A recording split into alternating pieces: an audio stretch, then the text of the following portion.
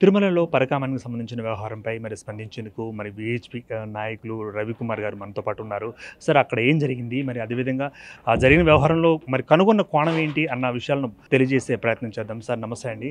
మరి ఇప్పుడు తిరుమలలో జరిగిన ఆ పరకామణి వ్యవహారంలో మరి ఏం తేల్చారు? మరి మీరు ఏం గమనించారు? మొదటి ప్రశ్న. ఒకటి, అక్కడైతే నేరం జరిగింది. ఆ నేరాన్ని మాఫీ చేయడంలో చూపించిన ఆతృత, ఆ నేరం చేసిన వాటికి శిక్ష పడే విషయంలో తిరుమల తిరుపతి దేవస్థానం కానీ సంబంధిత అధికారులు కానీ ఏ విధంగానూ వాళ్ళు ఆ చర్యలకు ఉపక్రమించలేదని విశ్వ పరిషత్ భావిస్తోంది.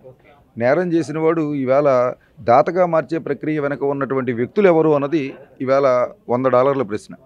72,000 దోచినవాడు 14,000 ఎందుకు ఇచ్చాడు? 14,000 ఇచ్చిన వాడి మీద శిక్ష ఎందుకు లేకుండా పోయింది?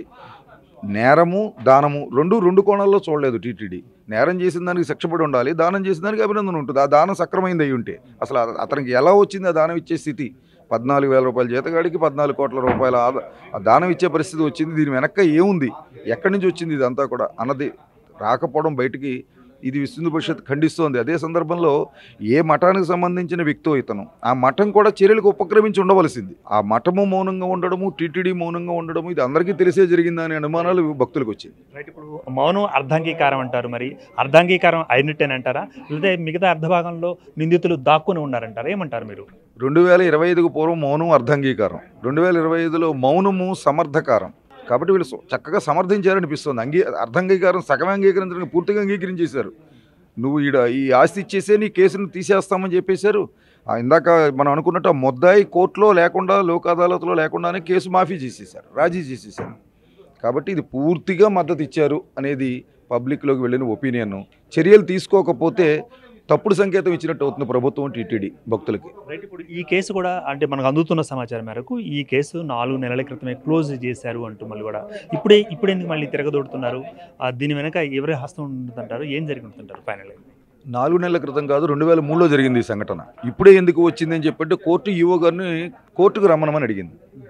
కాబట్టి ఈవో గారు కోర్టుకు వెళ్ళే పరిస్థితి వచ్చింది అంటే చర్చనీయాంశం అవుతుంది సహజంగా. కాబట్టి చర్యలు తీసుకుంటున్నారని అనుకున్నారు ఇంతవరకును. చర్యలు ఎందుకు తీసుకోలేదని కోర్టు అడిగింది. కోర్టు అడిగిన విషయం ఇవాళ చర్చకు వచ్చింది. ఈ కార్యక్రమాన్ని ప్రారంభించాల, కోర్టు ప్రారంభించింది, రమణమని అడిగింది. ఎందుకు ఏం చర్యలు తీసుకున్నారు, మీకు సంబంధించిన చర్యలకు సంబంధించిన ఎఫిడవిట్ ఇవ్వండి అని అడిగింది. కాబట్టి సహజంగానే చర్చకు వస్తుంది. 23లో సంఘటన జరిగితే 25కి వచ్చేటప్పటికి అతను దొరలా అయ్యాడు దొంగ. అతను భూమి ఎక్కడి నుంచి తీసుకొచ్చి, ఆస్తులు ఎక్కడి నుంచి తీసుకొచ్చి ఇచ్చాడు, ఎందుకు మీరు అంగీకరించారు? వీటిలన్నిటికీ సమాధానం చెప్పాలి ఈవో గారు కూడా. ఇప్పుడు అలాగే మరి టీటీడీలో కూడా మరి బోల్డ్ అనే వ్యవహారాలు బయటకు వస్తున్నాయి. ఇటీవల కాలంలో కూడా వెలుగు చూస్తున్నాం, మనం కూడా చదువుతూ ఉన్నాం. సో లడ్డూలో కల్తీ అని, లేకపోతే ఇంకొక డాలర్లలో జరిగిన అక్రమాలు కానీ, లేకపోతే రకరకాల ఇట్లా అంటే ఒక ఆధ్యాత్మికంగా ఉన్న సంస్థలో, వ్యవస్థలో మరి ఈ ఆరోపణలు అన్నీ రావడం ఎలా తీసుకోవచ్చుంటారు? ఆధ్యాత్మిక వాతావరణాన్ని భంగపరిచేలాగా ఉన్నాయనుకోవచ్చు అంటారా? మేము మొట్టమొదటి నుంచి విశ్వ పరిషత్ చెబుతోంది, ఎండోమెంట్ శాఖ దేవాలయాల్ని ఆధ్యాత్మిక కోణంలో కాకుండా ఆర్థిక కోణంలోనే నిర్వహిస్తోంది. కాబట్టి ఆధ్యాత్మికంగా ప్రచారానికి బాధ్యత తీసుకోవడం లేదు. అలాగే ఆధ్యాత్మికంగా హిందువుల్ని మత మార్పిడికి గురి కాకుండా కాపాడుకోవడంలో బాధ్యత తీసుకోవడం లేదు. అమాయకంగా తెలియక మతం మారిన వాళ్ళని స్వామివారి మీద భక్తి పెంచి తిరిగి వెనక్కి తీసుకొచ్చే పనిలో భాగ్యం తీసుకోవట్లేదు. అంటే ఆధ్యాత్మికమైనటువంటి బాధ్యత ఎండోమెంట్ తీసుకోవడం సిద్ధంగా లేదు.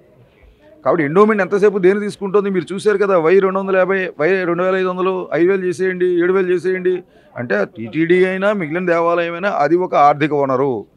కాబట్టి ఆర్థికంగా ఆలయానికి ఎలా పెంచాలి, మనం ఎలా పెంచుకోవాలి, ఈ కోణంలో అది ఉన్నంతకాలం ఇటువంటి వార్తలే మనం వినవలసి వస్తుంది. అన్య మతస్థులు వస్తున్న క్రమం మనం అప్పుడప్పుడు చూస్తున్నాం. మరి ఈ ఘటనపై మీ యొక్క అభిప్రాయం ఏంటారు? అన్య మతానికి సంబంధించిన ఎవరైనా ప్రవేశిస్తే ఇటువంటి జరుగుతాయంటారా? ఏమంటారు విహెచ్ తరపున? నాస్తికులు, అన్యమతస్థులు, రాజకీయ నాయకులు, ఈ 3 శక్తుల వల్లే ఆ దేవాలయ వ్యవస్థ చిన్నభిన్నం అవుతోంది.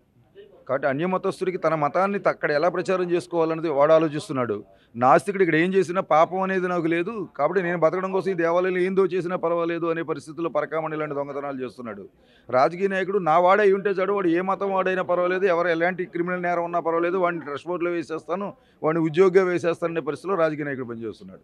కాబట్టి ఈ 3 కలిపి హిందూ దేవాలయాలకి నాశనానికి కారకులు అవుతున్నారు. విహెచ్పికి సంబంధించిన మరి రవికుమార్ తమ యొక్క అభిప్రాయం వ్యక్తీకరించారు. మరి అన్య మతస్థులు రావడం వల్లనే మరి ఆలయాలలో ఇటువంటివి కొనసాగుతున్నాయి, ఇటువంటివి జరుగుతున్నాయి అంటూ కూడా చెప్తున్నారు. దీన్ని పూర్తి స్థాయిలో అరికట్టాలంటే మరి ప్రభుత్వాలు కూడా దృష్టి పెట్టాలి. సంబంధిత శాఖ అధికారులు కూడా, సంబంధిత శాఖ మంత్రులు కూడా మరి దీని మీద జోక్యం చేసుకుంటేనే పూర్తి స్థాయిలో మరి ఆలయాలకు, ఆలయ పరిరక్షణకు, ఆలయ ఆస్తుల పరిరక్షణకు మరి సార్థకత చేకూరే అవకాశం ఉంది. కెమెరామెన్ భరత్తో దుర్గా.